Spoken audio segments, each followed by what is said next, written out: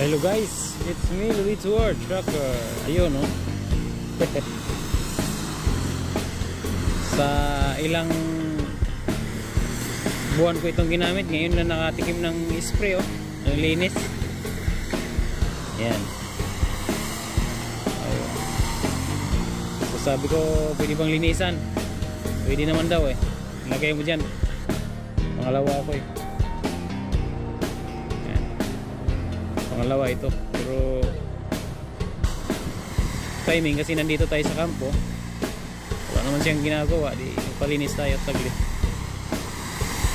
Bali sa Lunes pa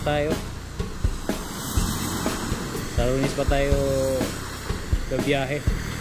Ewan ko lang kung bibigyan tayo ng local dito, hindi natin alam.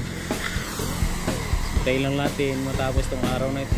Wala, okay kung ano, ali din naman kasi bukas eh. Wala, short video lang habang naglilinis ito. Yung ginagamit natin ng panghanap buhay.